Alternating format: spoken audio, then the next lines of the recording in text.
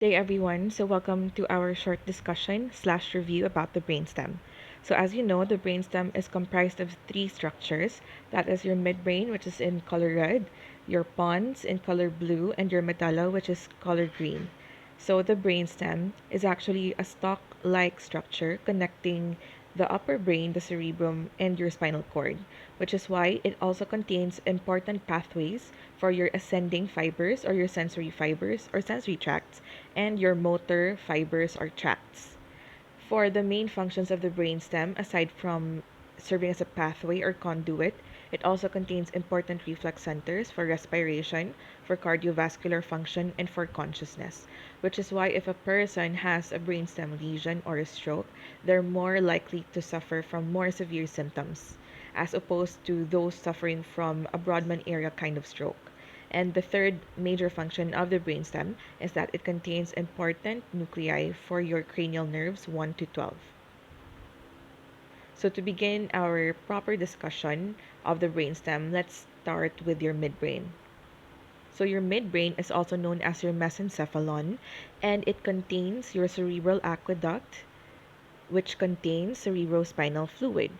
So this is your cerebral aqueduct here, if you remember. So it is a tiny pathway for your cerebrospinal fluid. Next, your midbrain connects your pons and cerebellum to the forebrain. So that's one of its major functions.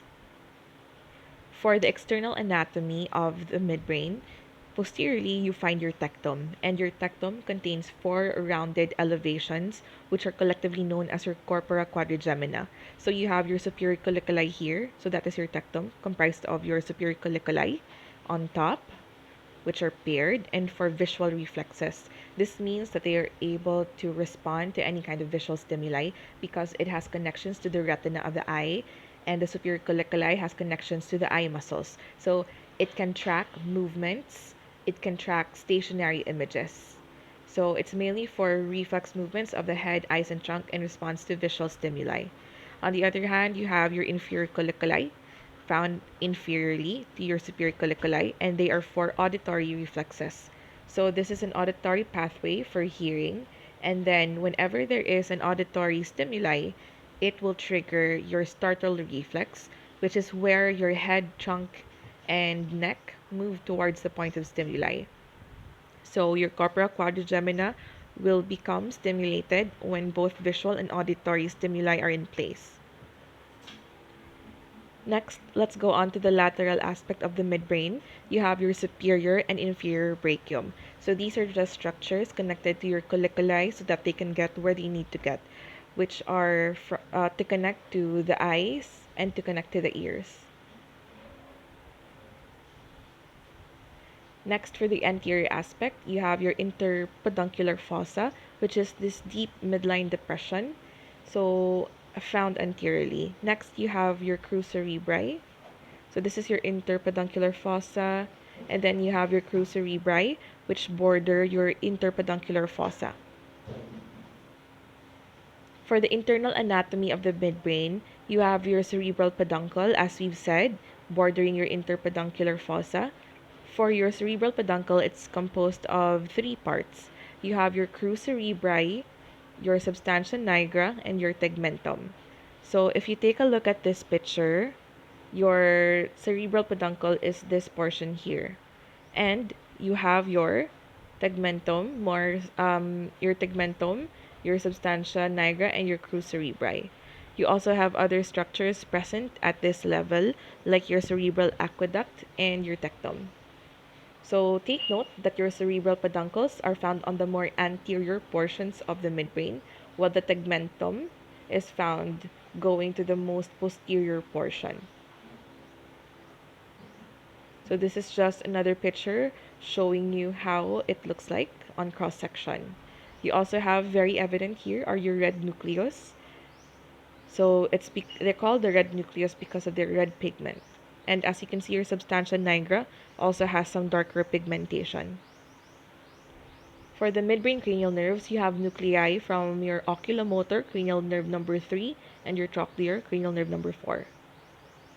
So take note of this table. These are just summarizing the important levels found in your midbrain.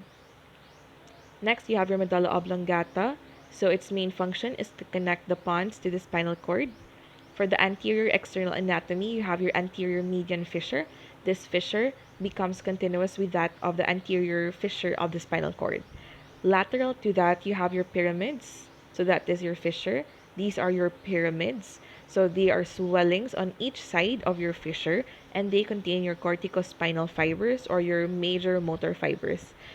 Also, towards the end, it tapers off to become the decussation of the pyramids. So here at the bottom, the tapering off of this level is what you call your decussation of the pyramids. It's toward this end here. And that is where your big major motor fibers cross over, or majority of them cross over. Next, other aspects. So now we're here at the posterior aspect. You have your olives found posterolateral here. And then you have your inferior cerebellar peduncles connecting your medulla to your cerebellum.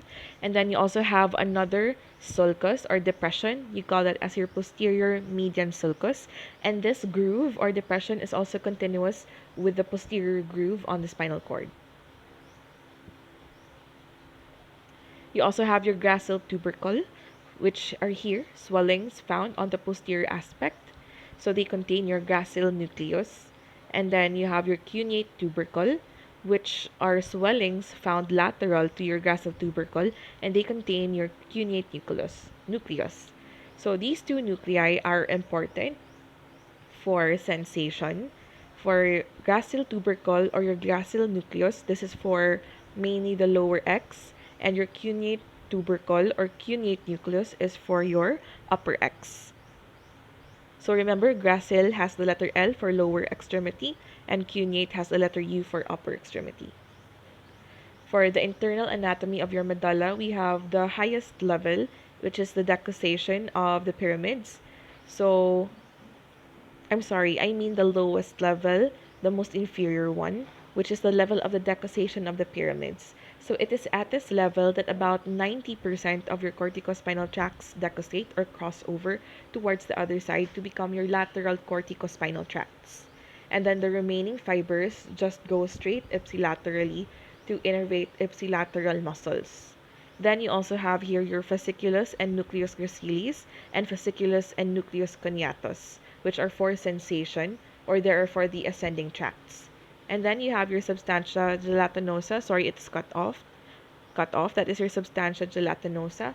So this is important for some nuclei of your cranial nerves. For the level of the decussation of the medial lemniscus, you're going to have your internal arcuate fibers, which arise from your nucleus coniatus and nucleus gracilis. And then you have your supinothalamic tracts found lateral, that is lateral to your, to your decussation of the medial meniscus. Next, you have your level of the olives. So here you contain olivary nuclear complex or your olivary nuclei.